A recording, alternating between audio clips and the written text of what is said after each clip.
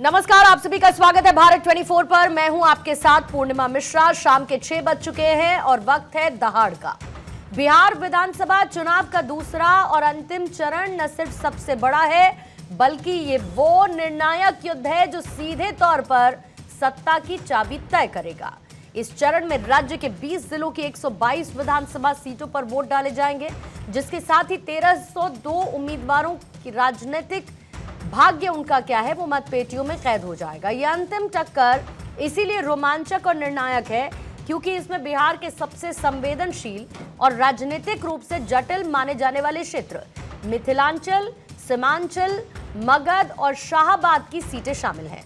अररिया, कटिहार, किशनगंज, पूर्णिया समेत सीमांचल के जिलों की 24 सीटें सीधे तौर पर चुनावी नतीजों को प्रभावित करती हैं।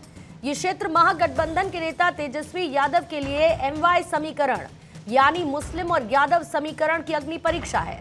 लेकिन इस क्षेत्र में एआईएमआईएम प्रमुख असदुद्दीन ओवैसी की पार्टी की मौजूदगी ने मुकाबले को त्रिकोणीय बना दिया है। ओवैसी ने मुस्लिम वोट बैंक में सेंध लगाकर तेजस्वी की मुश्किलें बढ़ा दी, जिससे यहां की लड़ाई काफी उलझ गई है।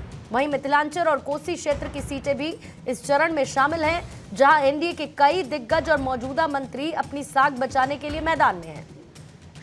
अंतिम चरण की इन 122 सीटों पर 3 करोड़ 70 लाख से अधिक वोटर्स फैसला करेंगे, जिसमें 12 मंत्री, एक पूर्व उप मुख्यमंत्री, पूर्व विधानसभा अध्यक्ष और अलग अलग दलों के प्रदेश अध्यक्षों के राजनीतिक भविष्य दांव पर हैं। पहले चरण में जहां पर रिकॉर्ड 65.08% वोटिंग हुई, जिससे कयास लगाए जा रहे हैं कि बढ़ा हुआ मतदान आखिर किस गठबंधन के पक्ष में है। ये एंटी इनकम्बेंसी है या फिर ये प्रो इनकम्बेंसी है।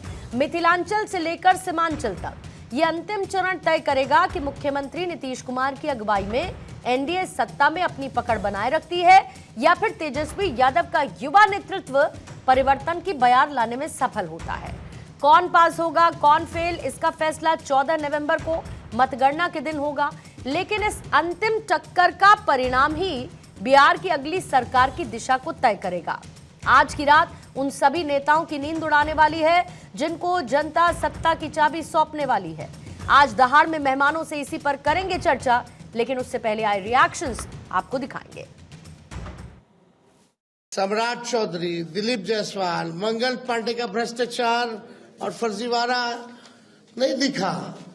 सम्राट चौधरी ने क्या क्या किया है भाई, दिलीप जायसवाल जी का क्या क्या है, मंगल पांडे का क्या क्या है, और आपको तो बिहार के दुर्दांत अपराधियों के साथ मंच साझा किया। उल्लास पांडे, मनोरमा देवी, आनंद मोहन, सुनील पांडे, राजवल्लभ, अनंत सिंह साधु महात्मा लगते हैं। देखिए, ये जंगल राज के युवराज हैं। माता पिता के पहचान से अनुकंपा की राजनीति कर रहे, चार्टर्ड विमान पर बर्थडे मनाने वाले, जनता के सेवक का भाव मन में है ही नहीं। ये स्वास्थ्य विभाग के मंत्री थे, 5 विभाग इनके जिम्मे था। बता दें कि उस स्वास्थ्य विभाग जिस दवाई की बात कर रहे हैं, क्या उपलब्धि है? क्या बिहार की जनता इन पर गौरवान्वित करे? सिर्फ तहसीलदारी के अलावे इनका कोई योगदान रहा है क्या? आइए आपके सामने दहाड़ के सवाल रखती हूं, फिर उसके बाद चर्चा की करेंगे शुरुआत। पहला सवाल आज यही रहेगा, अंतिम चरण की बाजी, एनडीए महागठबंधन में जंग भारी, तेजस्वी का एमवाई इम्तिहान, ओवैसी से हुए परेशान। सीमांचल का वोट अब की बार किस पर चोट? मिथिलांचल से सीमांचल कल आखिरी टक्कर, 122 सीटों पर फाइनल बिगुल, कौन पास कौन फेल।